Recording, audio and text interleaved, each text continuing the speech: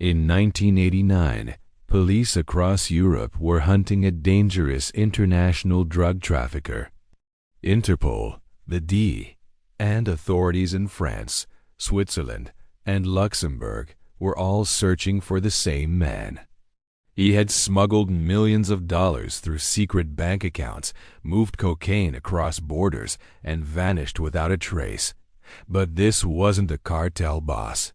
He wasn't a career criminal. He was a DEA agent.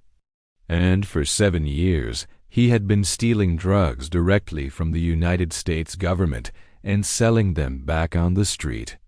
This is the story of Darnell Garcia, the cop who became a kingpin, and the international manhunt that finally brought him down. In the early 1980s, Los Angeles was drowning in cocaine.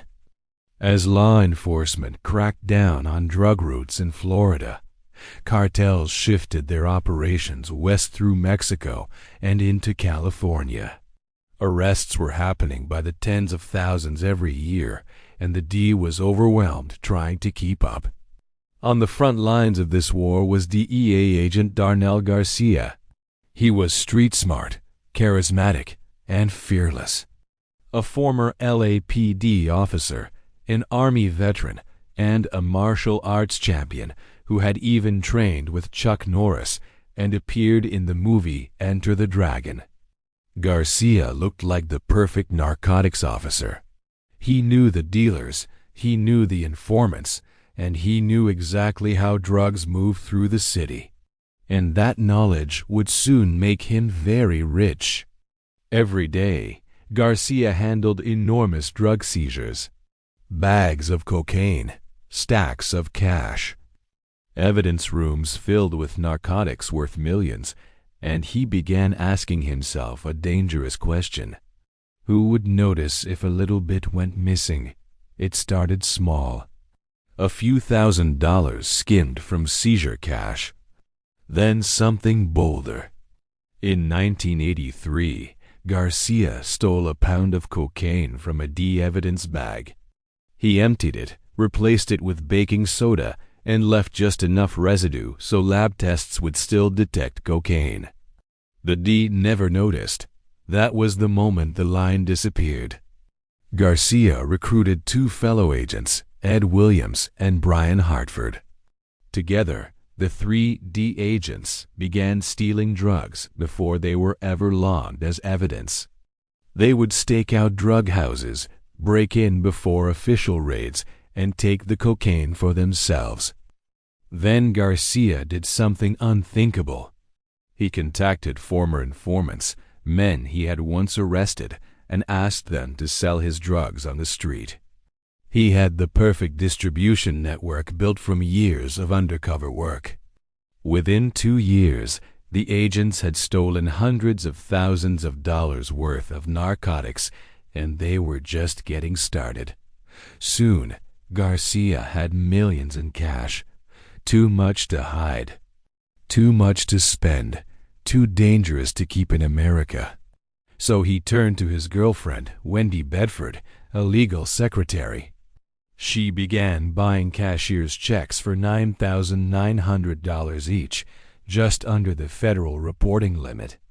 Garcia collected the checks and in 1983 flew to Switzerland. There, he opened secret bank accounts and deposited over $100,000 in a single visit. Then more, and more, and more. In 1985, Garcia made the biggest move of all. He and his partners discovered a massive cocaine stash in Los Angeles. 400 pounds worth an estimated $18 million. One of the largest finds in city history. But there was no report. No paperwork, no DEA record. Because Garcia stole all of it, that cocaine went directly into his own distribution network. In 1986, 2 street dealers were arrested by the Los Angeles County Sheriff's Department. Under questioning, they revealed their supplier, a man in law enforcement.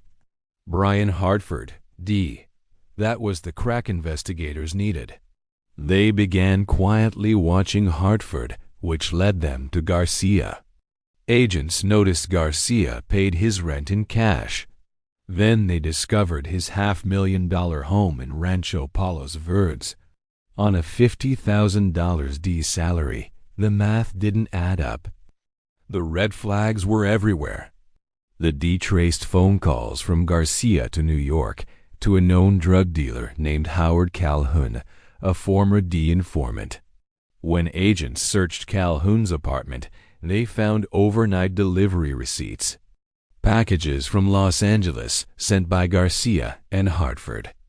Inside those packages had been cocaine. The evidence was undeniable. On November 22, 1988, the DEA moved to arrest all three men at the same time. Hartford was arrested. Williams was arrested. Garcia was gone. Garcia had a girlfriend who worked at the courthouse. She saw the arrest warrants and warned him. He vanished hours before the D arrived. Soon after, his wife and child disappeared too. Garcia had gone international. Investigators discovered $420,000 wired from Switzerland to purchase his home. Then they found a second account in Luxembourg. Interpol was alerted. In June of 1989, a bank manager in Luxembourg remembered something strange.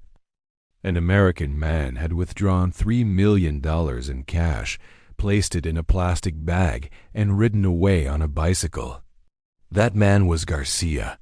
Garcia was careful, disciplined, and trained. But greed makes people careless. He returned to a travel agency in Luxembourg to get a refund for a plane ticket. $200. The travel agent recognized him from the Interpol alert. She stalled him and called police. 2 officers arrived with guns drawn. After 7 years of crime and 7 months on the run, Darnell Garcia was arrested over $200. Garcia's wife tried to move the money using fake names and multiple bank accounts, but Interpol followed the paper trail. They located the $3 million. His wife and girlfriend were arrested. The evidence was overwhelming. In 1991, Garcia stood trial in Los Angeles. His own friend, an undercover FBI agent, testified against him. Garcia was convicted of drug trafficking, money laundering, and tax crimes. He was sentenced to 80 years in federal prison and fined $1.6 million. The D agent who once hunted drug dealers ended up in prison beside them. Investigators later said something chilling. Garcia didn't turn to crime because he was desperate.